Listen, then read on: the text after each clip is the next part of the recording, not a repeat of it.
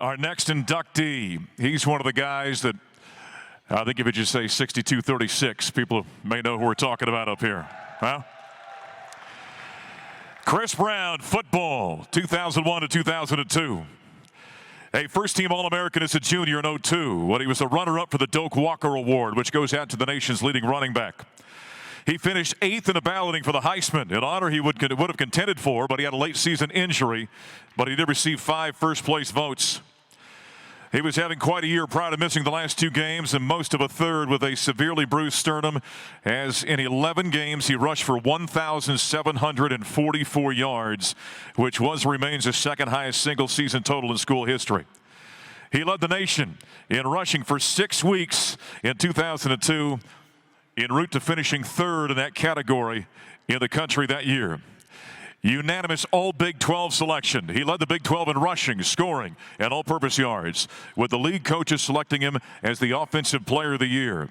He had 9 100-plus-yard rushing games, 14 in his career, which included 1 of the 4 300-yard games in school history. He had 309 at Kansas in 2002. But what he's best remembered for is his tough, aggressive running that keyed late-season wins over number 3 Nebraska to win the Big 12 North Division, and then over number 3 Texas to claim the league crown, which he had 198 and 182 yards respectively in those games, and scored a school record 6 touchdowns against the Huskers, added 3 more in the title game. Oh, yeah. Despite playing for just 2 seasons for CU, he finished as the Buffalo's 4th all-time leading runner with 2,690 yards, a figure that is still 7th to this day. His 34 touchdowns tied for 2nd most and remained 3rd.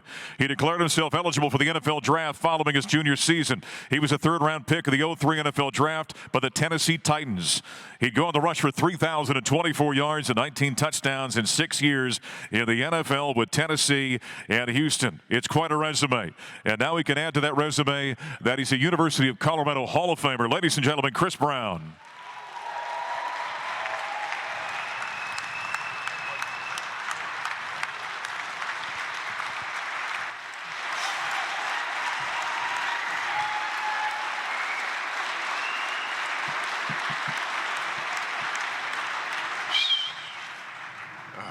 All right. Well, I've been asked plenty of times what am I going to say up here. We about to find out. So, first and foremost, I'd like to thank God. It wasn't as hard going through my head for giving me the strength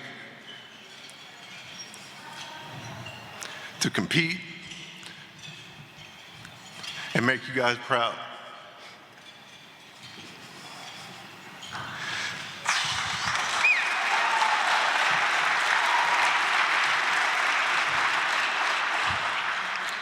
I'd like to thank my family for always being there through the ups and downs,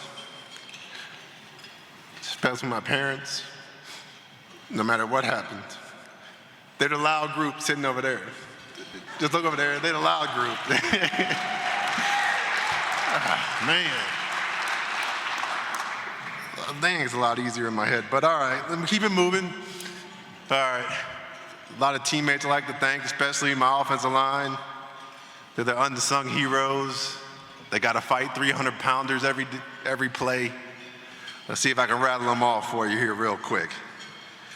Oh, man, got Bates, Marwin, Wayne, Dre, who should be in the Hall of Fame, Vic, can't forget DG, and then Ryan and Raul. Without them, hold on, oh man, hold on. Oh man, I almost forgot the Alaskan assassin, hold on. Oh man, my guy Drum, can't forget him. Without them, there is no me. So I really, really appreciate those guys.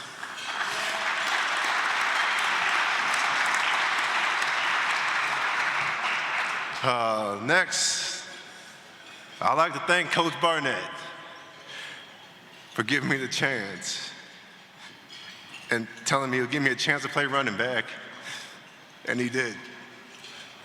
when other people wanted to move me to different positions, he gave me the chance. And that's all I wanted. Thank you, Coach.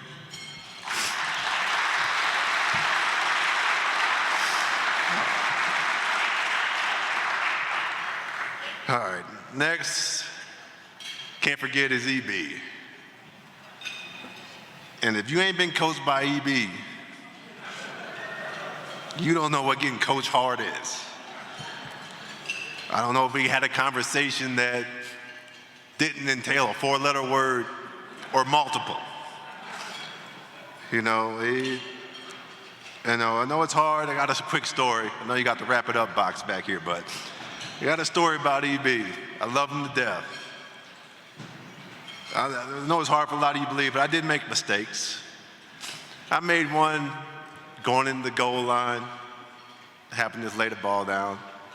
And when it comes to EB, that's like the cardinal sin. And I was walking off the field, and he ain't very big, but he looked like he's about 6'5". I was like, oh my goodness. And I promise you, he yelled at me from 120 to the other 20, and I don't think I heard nothing but four-letter words. I love him to death, though. He's still my guy. I really appreciate him because he made me understand the whole game of football, the whole game, which made my transition to the next level a lot easier. So I really appreciate him. And I can't forget my guy Willard over there.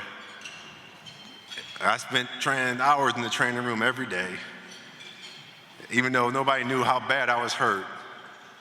Before the games, I forgot what happened. I think I ripped a ligament in my thumb, and Willard had to make me a special cast so I can go out there and still move my wrist to go play. Really appreciate you, Willard. Thank you.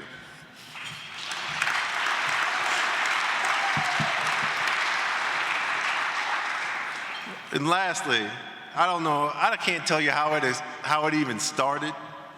I had a bond with Platty. Everybody knows Platty. I can't explain it, but every Friday before we got done with walkthrough, I would go over to Platty and say, what you got for me, Platty? And he would just rattle a number off. And somehow, it was what he thought I was going to get yardage-wise. Somehow when we played UCLA, he almost hit it on the head. He was 1 yard short. I appreciate you, Platty. That's my guy. Oh man, I think they stopped the clock on me. I could tell stories for days when it comes to football, but I'll let you guys eat. I appreciate you guys showing love to me. I really thank you. Appreciate it.